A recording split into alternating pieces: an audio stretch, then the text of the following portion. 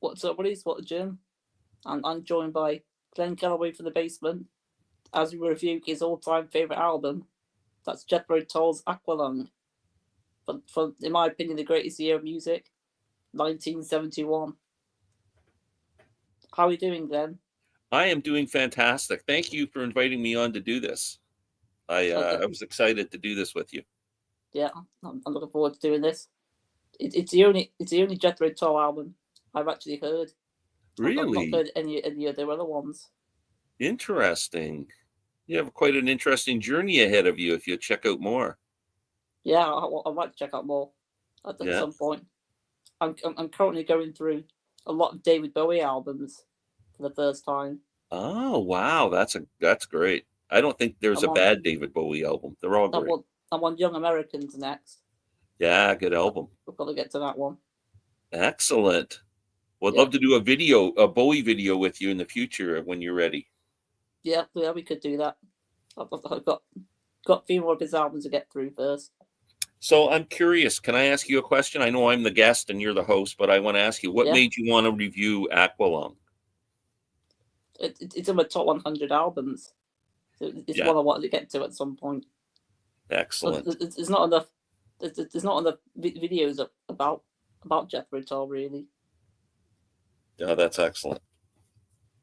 I know they're one of your favorite bands. Yeah, it's one of my favorite bands and my all-time favorite album. Yeah, so well, it was really yeah. It was a what number studio? It was a fourth studio album. Yeah, And I yeah, it was.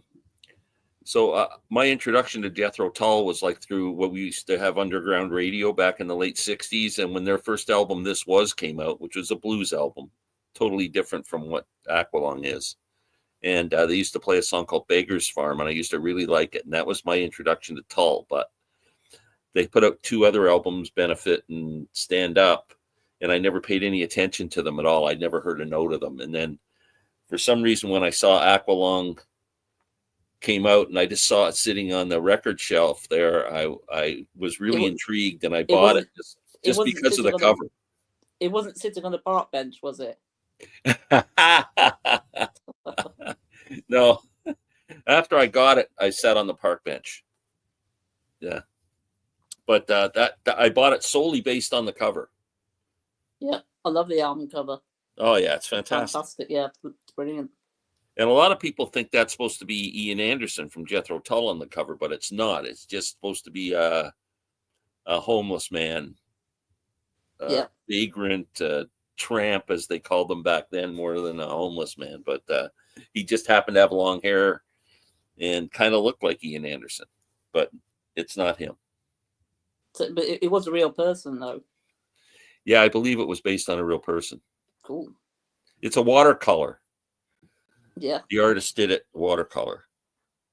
And they only allowed Jethro Tull to have it on this cover. They wouldn't allow it anytime they used it to promote. I think they had to pay the artist money because he didn't give up the rights to the picture, which was interesting.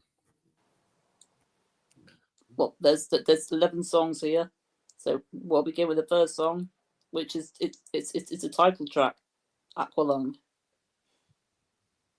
Yeah, I think one of the best opening tracks ever on any album. I mean, just the start of it yeah, catches your attention right it's away, right? Sitting yeah, on a park bench, like you just right away you're into it, you know. yeah. It's got that brilliant guitar riff. Great, It's, yeah, it's one of great. the best guitar riffs, Yeah, probably of all time. yeah. I think one of the best guitar solos ever recorded on a studio record, in my Yeah, opinion. love the guitar solo on this. Yeah. It's definitely one of the best songs on the album. Well, it's a great song. One of their best songs ever, for sure. Yeah. So I've got some of the lyrics here. So I'll mention that the opening verse. So sitting on the park bench, eyeing little girls with bad intent, snot running down his nose, greasy fingers smearing chubby clothes. Hey, Aqualung. Yeah. And I've actually got the meaning behind all these songs. So the first song's about a homeless man observing society's hypocrisy, a critique on how people ignore the downtrodden. So I like to pretend that the man on the album cover is actually Aqualung himself. Yeah, no, I don't. Well, I guess that's probably that's the way I took it. Is his nickname was Aqualung, Yeah. the homeless guy. Yeah. And you follow up that song with Cross-Eyed Mary. Another excellent song on the album too. Yeah. It's funny how the album starts. Like the one thing I love about the album as a whole is the dynamic between the acoustic with the acoustic guitar and the flute, which is an acoustic instrument, and the electric guitars. I think the dynamics of those two are really, in the first couple of tracks are kind of more driven with the electric guitar. Mm-hmm. Yeah. Yeah, I think it's probably got some of the best instrumentation found on probably the whole album. This one, yeah, love the guitar work especially. Yeah, so it's definitely one of the better tracks on the album. I think. Cross-Eyed Mary's a great track. Yeah, but then you got one of the shortest tracks on the album with "Cheap Day Return." Yeah. Now we get into the more acoustic stuff. This is more acoustic-driven song. Yeah. And this song supposedly is about Ian Anderson's dad passing away. Oh, really?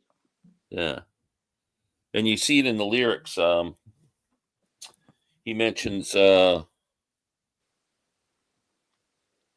as he's sitting on a platform or whatever, and he's thinking about his dad. He's sadly wondering, does a nurse treat your old man the way she should? It's his dad's in the hospital at this point as he's writing this song. Yeah, it's not one of my favorite songs on the album. It's probably because of how short it is. But Yeah, I still do think it's really good. Yeah. I wish it was a bit longer though. Well, there's a lot of little songs on here. They're almost like little vignettes or something that tie together, you know. Yeah. But I've heard that there are some versions that actually have this song as a reprise as well. Mm-hmm. Which I found quite interesting. But the meaning behind Cross-Eyed Mary, I forgot to mention that earlier. It tells the story of a schoolgirl forced into prostitution. It highlights social neglect and exploitation. It's probably one of the darkest songs on the album. And then Cheap Day Returns probably one of the saddest songs on the album because it's a reflective, melancholy, it's instrumental about nostalgia and returning home in spirit. But I don't think it's all instrumental. I think there are a few lyrics in Cheap Day Return. There aren't many though. Then move on to the song Mother Goose. This whole album is very well written, like lyrically really well written, and a lot of it's, I don't know if it's introspective singer-songwriter-ish, but it's more observational, I think. Yeah. He seems to be observing a lot about the world and what's happening with homelessness, urban living in an urban center when things are growing so rapidly, and religion and God, and there's just almost like everything we live through in a daily life. He's kind of talking about his observations of it, the world, and this whole album is amazing. Yeah. I love the whole flute part in the song. It's very prominent here. But it's got a very sort of medieval vibe about it, which I really like. Yeah, it's another one of the standout tracks for me. Yeah, I really love this one. Are you talking about Mother Goose now, or what song? Yeah, I'm still on about Mother Goose. Mother Goose, yeah. Yeah. But it's a whimsical, surreal song with fairy tale imagery, touching on memory, imagination, and storytelling. So it definitely does go well with that that medieval vibe I was thinking the song was going for. But then you've got the next track, on the album, another short song on the album, and this one's Wandering Aloud. I love that song. It's probably my favorite of the shorter songs on the album. It's a beautiful song. It's so well written. It's such a great love song. It really is. Mm-hmm. Definitely. I love, you can almost visualize it, like at the last verse when he talks about his wife or his spouse or whatever. He can smell her making toast and putting butter on it, and then she comes into the room and spills crumbs on the bed, which is kind of, I don't know, then he just laughs.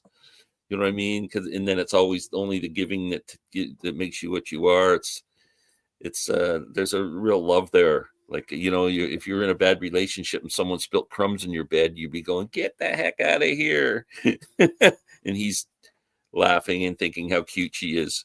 I think it's a really tender kind of song. Yeah. Even with it only be under 2 minutes, I'm actually happy with the length. Yeah. It's still, it's perfect. It's a perfect song. I absolutely love it. It would be my second, probably my second favorite song on the album. Yeah, it's definitely up there for me. It's a soft, intimate reflection on love, yearning, and emotional connection. But I've actually ranked all the songs, so I'll go through that after we've gone through all the songs. But they end the first side with the song "Up to Me." Yeah. Do you like the song "Up to Me"? Yeah, but it's not one of my absolute favorites on the album, but I still think it's really good. Yeah. See, I think the whole album's perfect. Every song's either a 9 out of 10 or a 10 out of 10. So if I say it's one of my least favorites, I still absolutely love it. But "Up to Me" would probably be, if I had to rank all the songs, it would probably have a lower ranking on the album. Yeah. I haven't really got too much to really say about it. It's not one of the memorable songs. I do love the flute in it, though. I love Anderson. Do you like listening to the flute in Jethro Tull? It's one of my favorite parts about the band. Yeah, fantastic. The way he incorporated that into a rock setting was just absolutely perfect. It's what makes them unique. It makes them unique. Yeah. But they move on to side 2 with the longest song on the album. It's over 7 minutes long. It's the song "My God." This is when the album gets good, because this is now side 2 if you're listening to the vinyl. So and the whole side, like side 1 is entitled "Aqualung" and side 2 is entitled "My God," like on the vinyl. That's the way it was intended. It's almost like 2 stories. And you get into a lot more religious aspects of the album here. That's why a lot of people thought it was a concept album, but it really isn't, because there's so many references to the Bible and to religion and God. But it wasn't intended that way. But "My God" is just a great track. It's an epic track. Yeah. It's got a fantastic flute solo. It's probably the best flute solo of all time.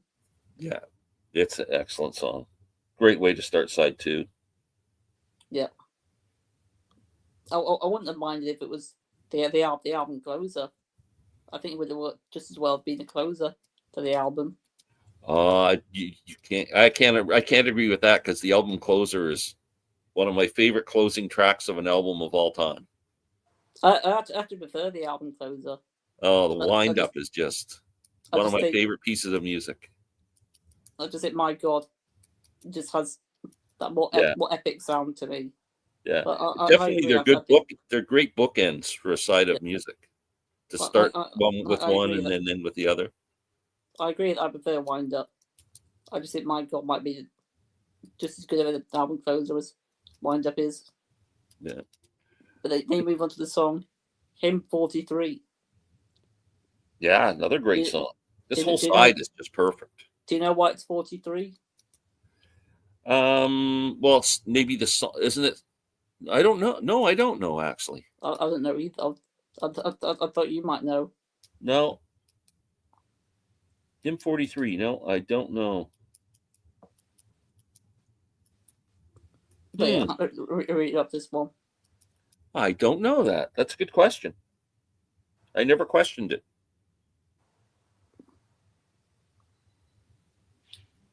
Yeah, him 43. Huh. It's one of the I don't know. best I don't know songs. if the number 43 has any relation to a Bible. You know, like there was the 23rd Psalm and all that. Maybe 43 is a famous part of the Bible. But I think it's one of the best songs on the album. Yeah, great song. Hopefully. Great song. Yeah. I haven't really got too much to say about it, but I love the guitar riff in this one. Yeah, it's a really solid song on the album. Even though it's in the lower end of my ranking, it just goes to show how good the album is. Then you got the song Slipstream, which is it's a shorter song on the album. It's only just over a minute long. Yeah, another acoustic song. Great acoustic song. Ian Anderson plays the most beautiful acoustic guitar. I love the sound of his guitar. When he plays acoustically, I could listen to whole albums of just him playing acoustic guitar. I think it's beautiful. Has it got like a fiddle on it or something? Yeah. Yeah, I really love the way that sounds on it.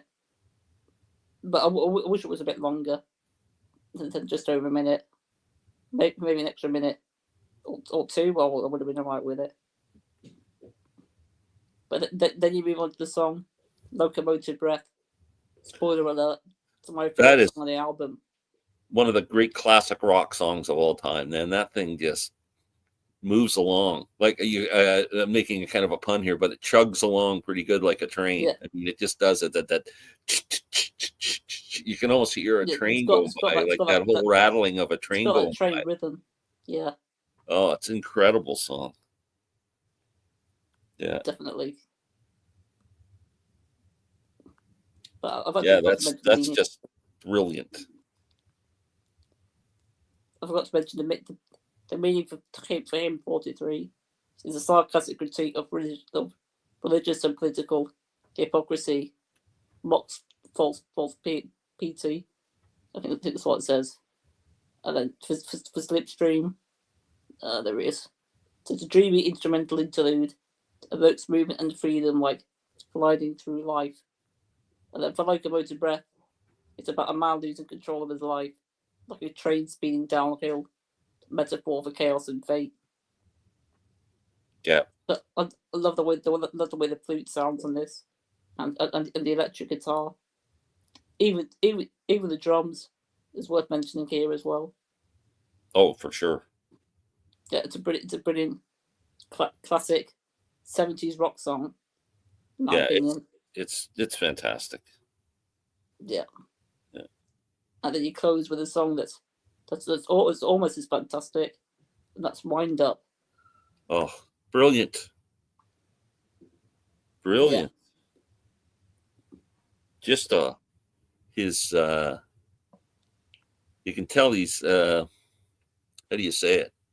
It's just kind of bitterness at the way he was educated in obviously some kind of a religious school or something, and just that there's different ways of looking at what God is. It's not just one.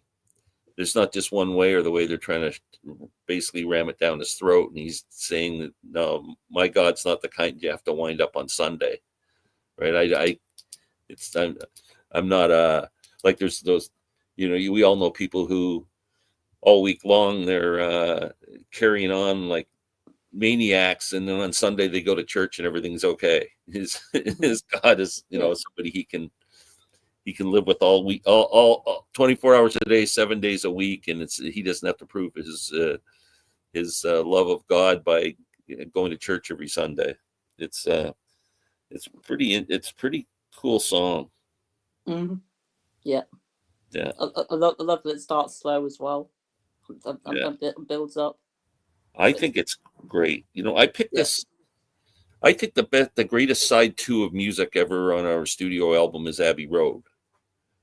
But this would be my second favorite side 2. I just think it's so cohesive. The way it starts with the My God and ends with Wind Up, it kind of, it almost tells a story, and and it's just sequenced absolutely brilliant.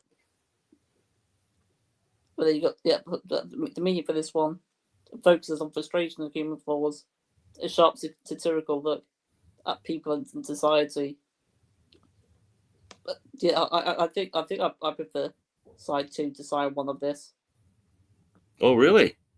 Yeah. You prefer side 1 more? I prefer side 2 more. Oh yeah, me too. Yeah. Yeah. So, well, I love the whole album is just brilliant, but yeah, side 2 is just incredible. Yeah. What was I going to say? I was just thinking about something that I kind of forgot about it. Well, I just forgot to sure. mention. Oh, I know what I wanted to mention. Yeah. Was when you're listening to the vinyl record, once the wind up ends, the album's over. Mm-hmm. But when you listen to it on CD and it's on a continuous thing, so it goes back to the first track again. I was just listening to it the other day, and it's amazing how the wind up ends, and then all of a sudden you get and then they starts with Aqualung again, like instantly. It's just cool, really cool. I think it's a better listen on CD. Interesting. Yeah, because it stays. It just keeps. It's interesting that way. Which version do you have of this? Do you own this CD? I just got it on vinyl. You have it on vinyl? Yeah. Yeah. I think I bought it from Amazon a couple of years ago. Oh, do you have the Steven Wilson remix? I'm not 100% sure. Yeah, the 2011 Steven Wilson remix. Yeah, I think that's the one I've got. Yeah, that's the best one, because when this album first came out, it was an album I was never happy with the pressing. I never thought it sounded very good. Do you notice, like, if you ever heard an original pressing of this, it seems like sometimes the music is really loud and sometimes it's so quiet you can't even make it out. Yeah, it's sometimes like that. Yeah, but I think Steven Wilson kind of fixed that a little bit, and it makes it a better listen, I think. But I mentioned all the song meanings, but I've actually got the lyrics to my favorite song on the album, "Locomotive Breath." I'll choose this bit. He sees his children jumping off at the stations one by one. His woman and his best friend in bed, having fun. Always crawling down the corridor on his hands and knees. Old Charlie stole the candle, and the train won't stop going. No way to slow down. Yeah. Yeah. It's got a whole sort of train metaphors and things going on in that song.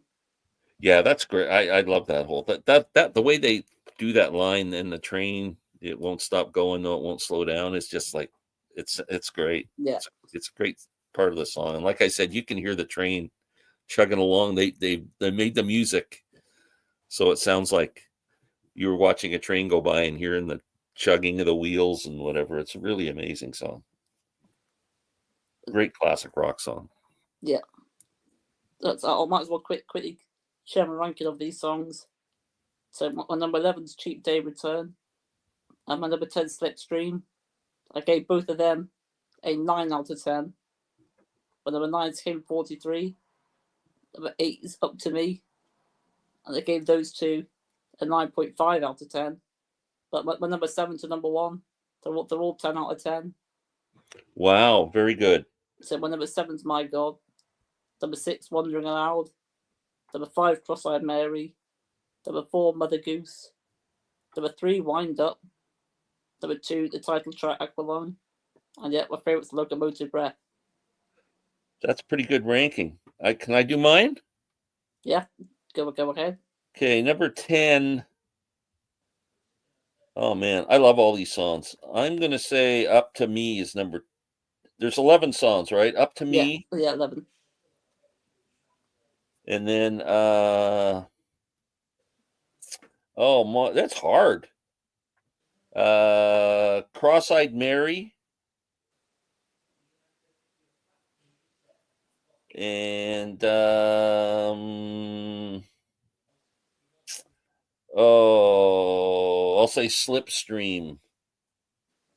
Those first three are all they're 9 out of 10s for me. All those the first three.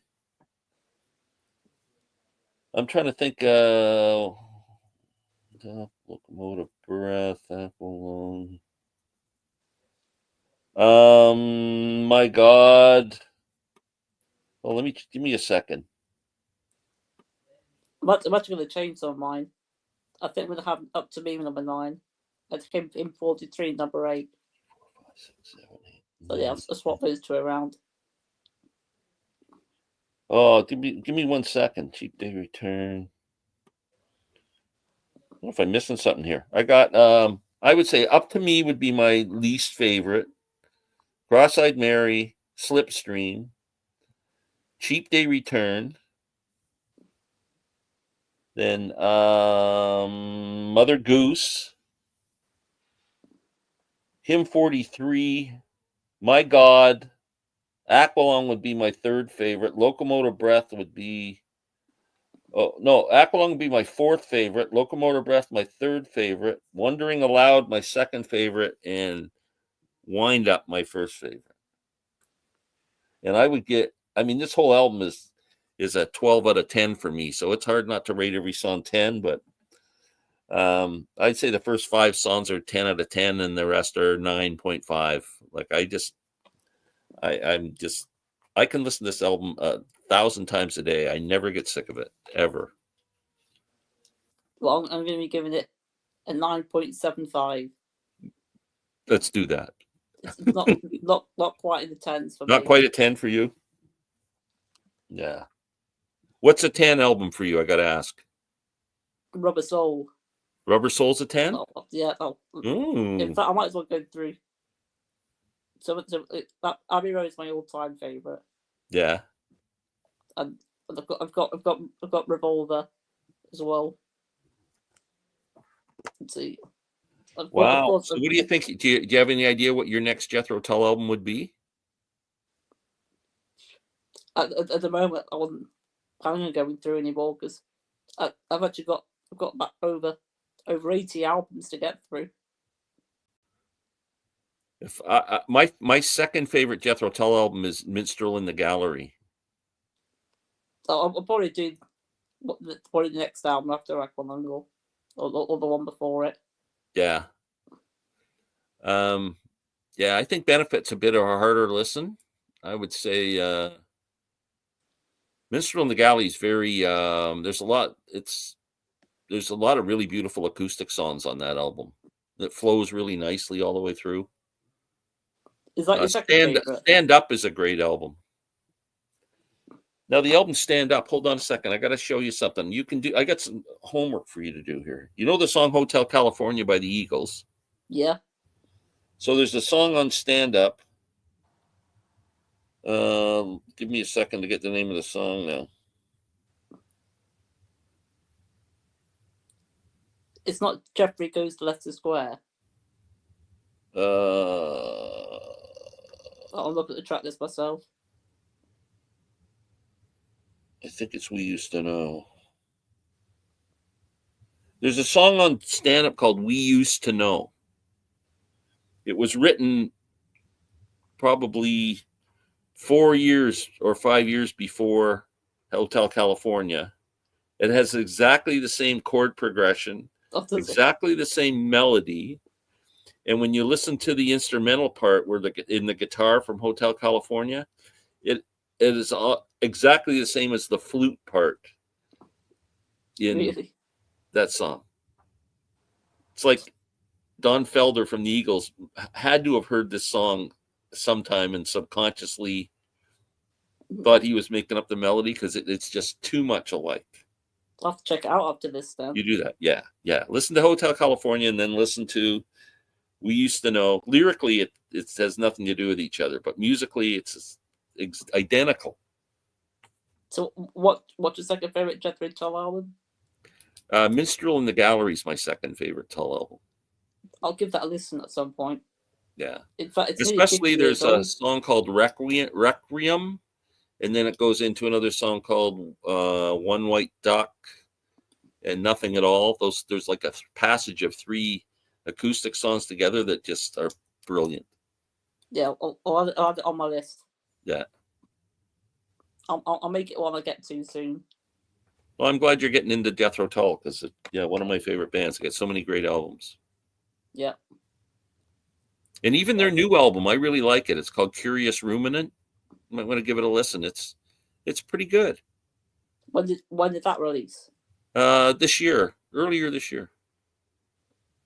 So I'll give that a listen as well. Yeah. I didn't know the recent new album this year. It's not as good as their classic albums from the 70s, but it's still a pretty good album. Let's see. Yeah, I found it. Yeah. So I've got a bit of homework to do then.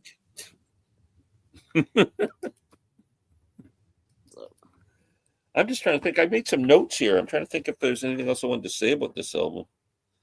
This is their best-selling album, by the way, Aqualung.